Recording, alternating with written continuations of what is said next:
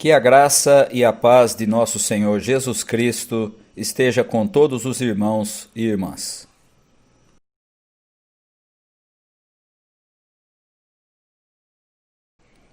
Todos. Ó Senhor Deus, levanta os olhos a ti, que tens o trono no céu. Como o escravo depende do seu dono, e como as escravas dependem das suas donas, assim olhamos para ti, ó Senhor, nosso Deus, esperando que tenhas compaixão de nós. Tem compaixão de nós, ó Senhor. Tem compaixão, pois somos tratados com muito desprezo. Somos sempre desprezados pelos ricos e os orgulhosos zombam de nós.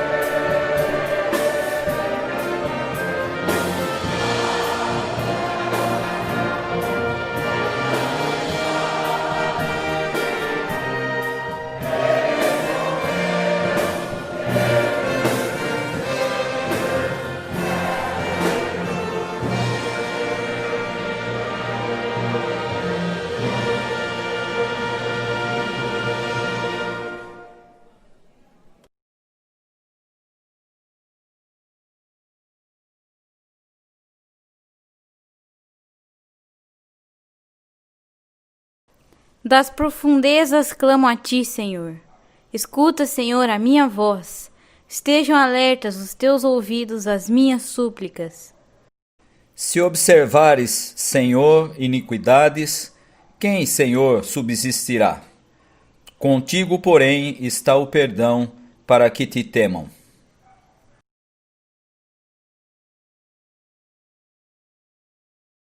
Deus está presente, Deus está presente entre pecadores como nós.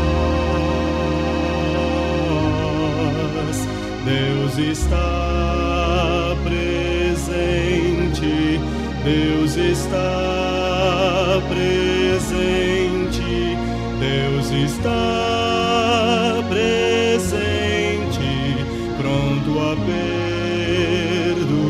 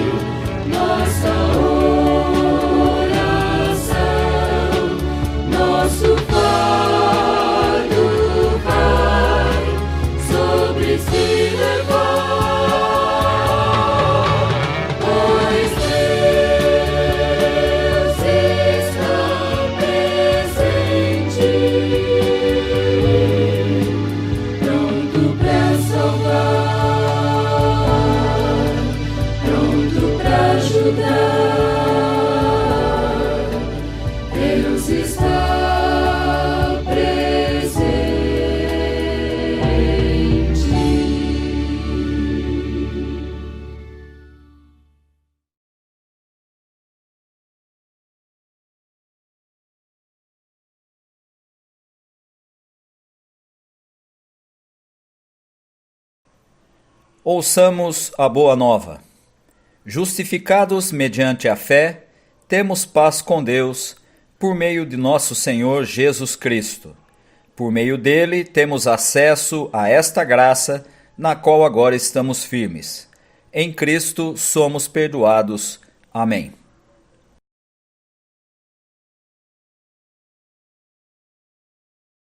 Estamos em paz com Deus por causa da morte e ressurreição de Jesus Cristo. Louvemos a Deus por tão grande bênção.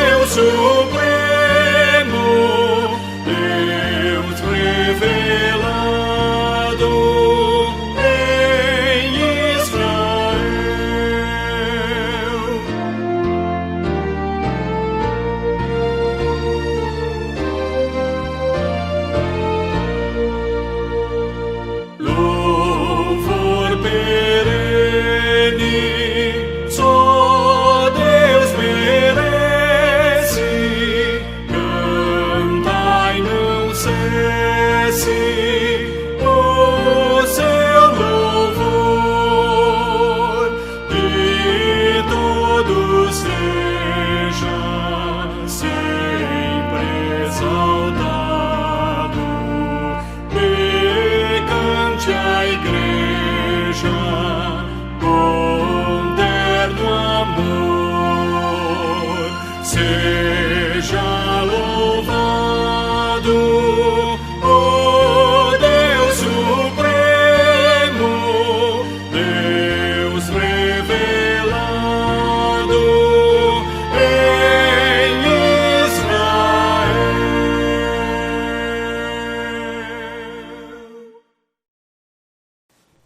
Convido a todos a que façamos juntos a oração por iluminação. Todos. Senhor, nosso Deus e nosso Pai, estamos diante de Ti para celebrar Teu nome e para ouvir a Tua voz. Fala aos nossos corações e mentes por meio de Tua palavra. Que o Teu Espírito Santo torne a leitura e a meditação das Escrituras Sagradas em alimento para as nossas vidas. Por Jesus Cristo, nosso Salvador. Amém. Leitura do Antigo Testamento, Juízes capítulo 4, versículo 1 ao versículo 7. Depois que Eude morreu, o povo de Israel pecou novamente contra Deus, o Senhor. Por isso o Senhor deixou que eles fossem conquistados por Jabim, rei de Canaã, que governa a cidade de Azor. O comandante do seu exército era Sísera, que morava em Arosete-Agogim. Jabim tinha 900 carros de ferro. Durante 20 anos, ele maltratou o povo de Israel sem dó nem piedade. Então o povo de Israel pediu socorro a Deus, o Senhor. Débora, mulher de Lapidote, era profetisa. Era também juíza dos israelitas naquele tempo. Havia uma palmeira entre Ramá e Betel, na região montanhosa de Efraim. Débora sentava-se debaixo dela, e os israelitas vinham até ali para que ela julgasse as questões que eles traziam. Ela mandou chamar Baraque, filho de Abinoão, que estava na cidade de Quedes, no território da tribo de Naftali, e lhe disse: O Senhor, o Deus de Israel, está lhe dando esta ordem: escolha 10.000 homens das tribos de Naftali e Zebulon e os leve ao monte Tabor. Eu vou trazer Sísera, o comandante do exército de Jabim, até o rio Quizon para lutar contra você. Ele virá com seus carros de ferro e soldados, mas eu farei com que você o vença.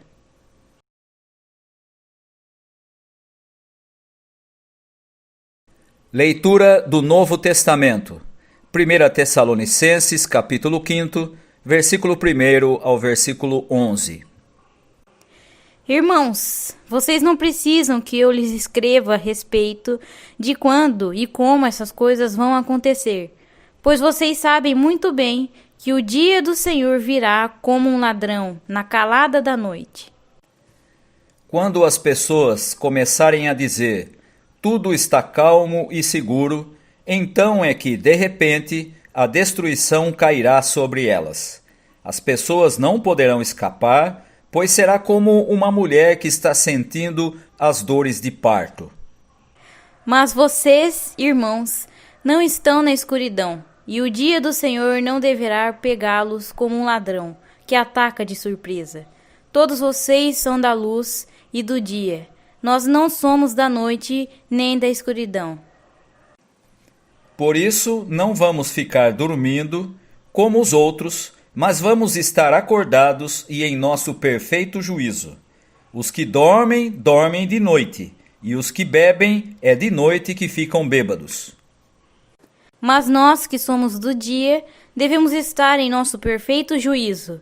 Nós devemos usar a fé e o amor como couraça e a nossa esperança de salvação como capacete. Deus não nos escolheu para sofrermos o castigo da sua ira, mas para nos dar a salvação por meio do nosso Senhor Jesus Cristo, que morreu por nós para podermos viver com Ele, tanto se estivermos vivos como se estivermos mortos, quando Ele vier. Portanto, animem e ajudem uns aos outros, como vocês têm feito até agora.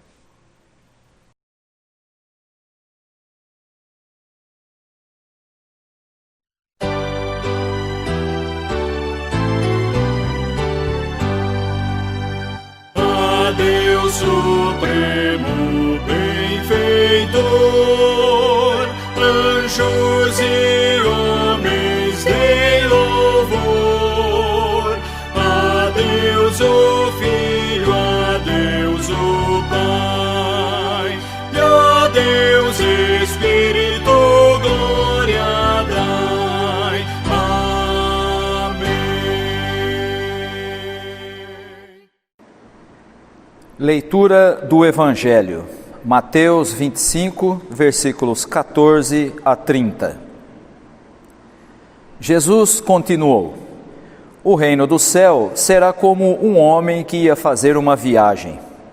Ele chamou os seus empregados e os pôs para tomarem conta da sua propriedade. E lhes deu dinheiro de acordo com a capacidade de cada um. Ao primeiro deu 500 moedas de ouro, ao segundo deu 200 e ao terceiro deu 100. Então foi viajar. O empregado que tinha recebido 500 moedas saiu logo, fez negócios com o dinheiro e conseguiu outras 500. Do mesmo modo, o que havia recebido 200 moedas conseguiu outras 200. Mas o que tinha recebido 100 moedas saiu, fez um buraco na terra e escondeu o dinheiro do patrão. Depois de muito tempo, o patrão voltou e fez um acerto de contas com eles. O empregado que havia recebido 500 moedas chegou e entregou mais 500, dizendo: O Senhor me deu 500 moedas. Veja, aqui estão mais 500 que consegui ganhar. Muito bem, empregado bom e fiel, disse o patrão. Você foi fiel negociando com pouco dinheiro e por isso vou pôr você para negociar com muito. Venha festejar comigo. Então o empregado que havia recebido 200 moedas chegou e disse: O Senhor me deu 200 moedas. Veja, aqui estão mais 200 que consegui ganhar. Muito bem, empregado bom e fiel, disse o patrão. Você foi fiel negociando com pouco dinheiro e por isso vou pôr você para negociar com muito. Venha festejar comigo. Aí o empregado que havia recebido 100 moedas chegou e disse: Eu sei que o Senhor é um homem duro, que colhe onde não plantou e junta onde não semeou. Fiquei com medo e por isso escondi o seu dinheiro na terra. Veja, aqui está o seu dinheiro. Empregado mau e preguiçoso, disse o patrão. Você sabia que colho onde não plantei e junto onde não semeei. Por isso, você devia ter depositado o meu dinheiro no banco e quando eu voltasse, o receberia com juros. Depois virou-se para os outros empregados e disse: Tirem dele o dinheiro e deem ao que tem 1000 moedas. Porque aquele que tem muito receberá mais, e assim terá mais ainda. Mas quem não tem, até o pouco que tem será tirado dele. E joguem fora, na escuridão, o empregado inútil. Ali ele vai chorar e ranger os dentes de desespero. A parábola do texto que nós acabamos de ler pode ser interpretada de maneiras diversas. Eu gostaria de convidar você para fazermos um exercício de interpretação muito comum nos nossos dias, que toma essa parábola ao pé da letra, ou seja, tentando encaixar cada personagem, cada pessoa que é citada na parábola, dentro de alguma perspectiva que a igreja entenda.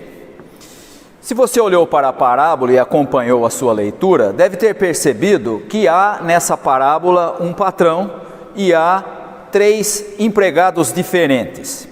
Se você pegar essa parábola e aplicar a figura do patrão a Deus ou a Jesus, algumas coisas vão ficar bastante estranhas quando entendermos o significado da parábola. Porque aqui, esse homem rico, esse patrão, é apresentado como um homem rico, avarento, cruel e mais, defraudador, que colhe onde não planta e que retira o que não semeia.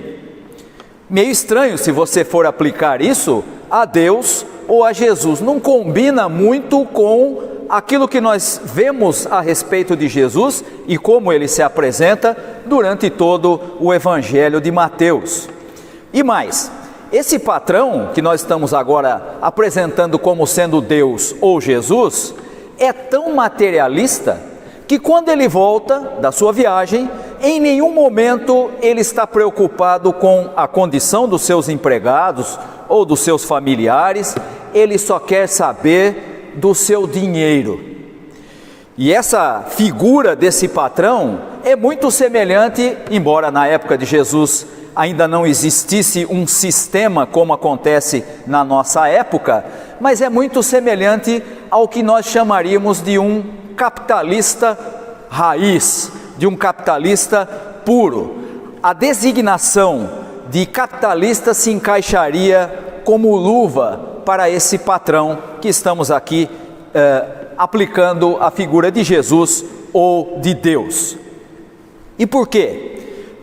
Seria muito fácil de identificá-lo como um capitalista, porque ele distribui os seus bens, e esses bens e talentos que aparecem aí são moedas, e portanto é dinheiro, ele distribui de acordo com a capacidade de cada um dos seus empregados. Isso soa muito semelhante àquilo que hoje se chama de meritocracia. E de novo, precisamos perceber que isso não combina muito com aquilo que Jesus apresenta sobre o reino de Deus. Indo um pouco mais longe, poderíamos perceber que esse patrão parabeniza aqueles que seguiam os valores culturais da sua época. Não se esqueça que o Deus principal da época de Jesus, e não é diferente na nossa época, continua sendo o dinheiro, e ele então parabeniza os seus empregados, pelo menos os 2 primeiros, porque eles conseguiram lucros exorbitantes e nem sequer questiona como é que esse lucro foi obtido, se de maneira lícita ou não. Se você pensar em termos práticos, esse patrão viaja e em pouco tempo, quando ele volta, aqueles 2 primeiros dobraram o seu capital. Que tipo de investimento é capaz de dobrar o capital em curto espaço de tempo? E ainda que fosse em longo espaço, seria provavelmente algo estranho e algo suspeito. Quando chega o momento do acerto de contas, ainda reforça a ideia do acúmulo, ou seja, tira daquele que tem pouco, que tinha recebido menos, e dá para o que já tem muito. E aqui nós temos uma característica que é muito comum na nossa época, a ideia de que o rico fica cada vez mais rico e o pobre cada vez mais pobre. Não há nenhuma coisa errada nisso, está tudo certo, é assim mesmo. Rico é rico porque merece, pobre é pobre porque merece. E ainda por cima, para finalizar, o patrão da parábola manda arrancar aquele que foi improdutivo da sua presença de uma maneira bastante truculenta e manda jogá-lo. E a expressão ali é essa mesmo, jogá-lo nas trevas, para que ali ele gema e bata os dentes de frio. Você percebeu como é fácil de interpretar uma parábola e adaptá-la a uma realidade que não é a dela? Percebeu como é fácil olhar para um texto bíblico e fazer ele dizer aquilo que ele não diz. E você pode estar pensando assim, tá, muito bom, muito bem, parece que essa interpretação é um pouco exagerada mesmo, mas então qual seria a maneira de interpretar essa parábola? Quero lembrar os irmãos que quando você lê o Evangelho de Mateus, quando você lê aquilo que Jesus foi ensinando durante todo o Evangelho, você vai perceber que a proposta de Jesus em revelar o reino de Deus é muito diferente disso que eu acabei de apresentar. Primeiro porque Jesus desafiava um tipo de realidade econômica que era opressiva e que fazia com que pessoas acumulassem muito e outros não tivessem nada. E ele diz então, durante o transcorrer do Evangelho, ele diz, por exemplo, para o jovem rico que ele devia doar todos os seus bens para os pobres. Não combina muito com isso que nós acabamos de ler nessa parábola. Ao mesmo tempo, ele chega a dizer que os seus ouvintes não deviam acumular riquezas que a traça e a ferrugem corroem. E é interessante você pensar que essa expressão de Jesus, não acumular riquezas que a traça e a ferrugem corroem, você pode pensar, não, ele não está se referindo ao ouro e à prata, porque esses materiais são nobres e não se corroem. Mas na verdade a proposta de Jesus é completamente diferente. E ele chega a dizer, você vai encontrar isso lá no Sermão da Montanha, que nós, na verdade, nós devemos buscar primeiro o reino de Deus e a justiça do reino, e as outras coisas serão acrescentadas. E chega inclusive a chamar de louco aquele homem ganancioso que tinha entulhado os seus celeiros e agora estava imaginando que ia curtir a vida. Ele diz que aquele homem era louco. Ora, se durante todo o Evangelho de Mateus, o discurso de Jesus a respeito do reino não combina com essa interpretação que nós demos para essa parábola, então o que é que essa parábola explica a respeito do reino de Deus? Nós temos dito, semana após semana, estudando o texto e o Evangelho de Mateus, que sempre que Jesus apresenta uma parábola, ele revela aspectos do reino de Deus. E essa parábola não é diferente. Nós podemos interpretá-la de outra forma, segundo outros parâmetros, usando um critério que é muito comum no Evangelho de Mateus, que é a ideia da prática, da praxis. Não só do discurso, mas principalmente daquilo que se faz. E pensando dessa maneira, nessa história então nós encontramos de fato dois tipos de pessoas.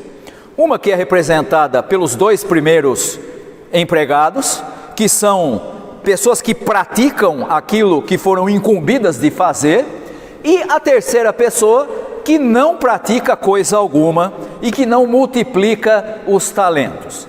Quero só fazer um parênteses aqui, porque você já deve ter ouvido em algum momento a ideia de que talentos, que é a expressão usada aqui, a palavra usada aqui para significar a quantidade de moedas que foi dada a esses três empregados, talento pode ser entendido como uma habilidade que a pessoa tem. Na realidade, o talento aqui não é talento nesse sentido. A parábola fala de dinheiro mesmo, de moedas mesmo, e mostra atitudes diferentes dos dois primeiros que pegaram aquilo que receberam e agiram para multiplicar aqueles talentos, e uma terceira pessoa que não pratica e que enterra o talento. O que diferencia os dois primeiros do terceiro não é o discurso, mas é a prática. Enquanto os dois primeiros agem de maneira arriscada, investem, correm atrás, para usar uma expressão usada no nosso tempo, o terceiro é aquele que tem medo, é aquele que se previne e pensa, eu conheço esse patrão. E aqui nós temos um detalhe que é interessante para pensarmos na vida das nossas comunidades, dos nossos dias. Esse terceiro personagem é muito fácil de se encontrar nos bancos das igrejas. É aquele que se abanca, é aquele que se coloca de uma forma como: eu sei o que eu tenho que fazer, eu sei o que Deus espera de mim, eu sei o que é o reino de Deus, mas é melhor eu ficar quieto no meu canto. E essa atitude que nós encontramos nesse terceiro empregado e que encontramos também hoje nos bancos das igrejas, apesar da realidade hoje ser muito mais virtual do que presencial, mas essa realidade mostra alguém que entende a Deus, que entende ao patrão da figura da parábola de maneira absolutamente incorreta. Você viu o que é que esse terceiro empregado fala a respeito do patrão? Ele diz: eu sei como o senhor é, eu sei que o senhor colhe onde não plantou, eu sei que o senhor retira onde não semeou, eu sei que o senhor é severo e ameaçador. Ora, nada mais contrário à imagem que Jesus passa de Deus Pai. Em nenhum momento você vai encontrar Jesus falando de Deus como alguém que mete medo, como alguém que é ameaçador, mas sempre como um pai que recebe os seus filhos, como um pai que ama a sua criação, tanto a criação geral quanto o ser humano, que é a sua criação especial. Se nós substituirmos nesse texto a ideia do talento como dinheiro pela ideia de responsabilidade que todos nós recebemos como seguidores de Jesus Cristo, nós podemos entender melhor o significado dessa parábola. E quero fazer essa ressalva para que a gente perceba que o contexto desse texto diz respeito àquela situação que já vem dos versículos anteriores. A comunidade de Mateus estava começando a achar que Jesus estava demorando demais para voltar, e as pessoas começaram a ficar preguiçosas. Será que Jesus volta mesmo? Não é melhor a gente ficar aqui quieto no nosso canto? Está aí a perseguição contra aqueles que creem, é melhor a gente ficar aqui quieto e esperar a sua vinda. E a responsabilidade passa a ser transferida para outros. Deixa que outros façam.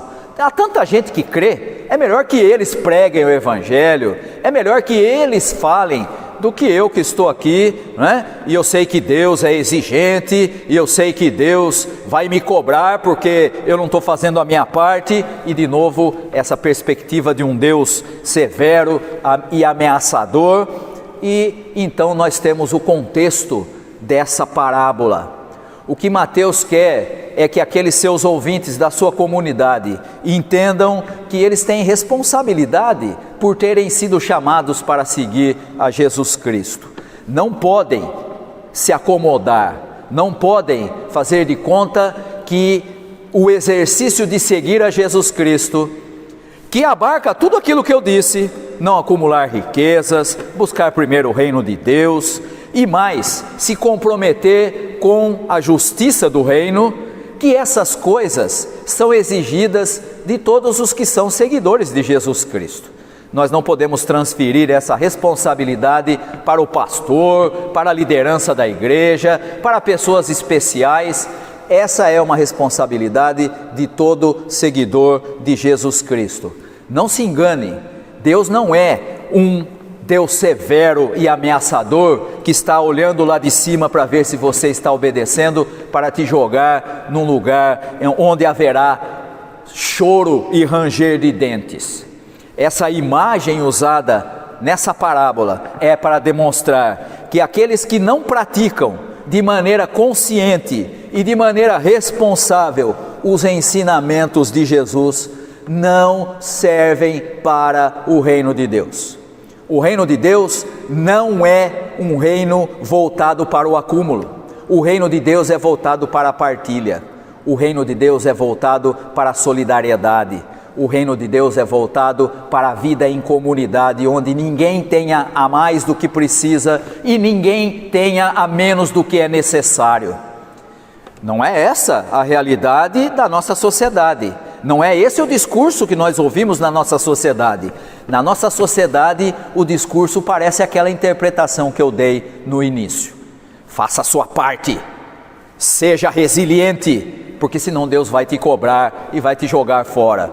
Esqueça essa interpretação, porque essa interpretação não combina com o reino de Deus. O que Mateus nos apresenta nesse texto nós fomos chamados para fazer parte do reino de Deus e seguir o exemplo de Jesus Cristo. Temos essa responsabilidade. Isso pode trazer consequências? Isso pode trazer problemas? Sim, pode. Mas essa é uma atitude que se espera de quem recebeu de Deus essa responsabilidade. Não transfira para outro. Você foi chamado para ser seguidor de Jesus Cristo. Se isso trouxer problemas, conviva com eles, enfrente-os, busque a justiça do reino, porque isso faz parte da vida no reino de Deus.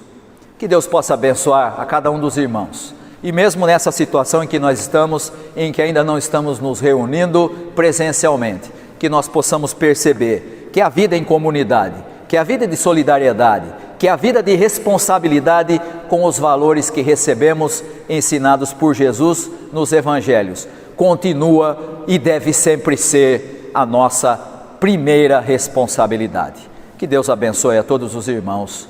Amém.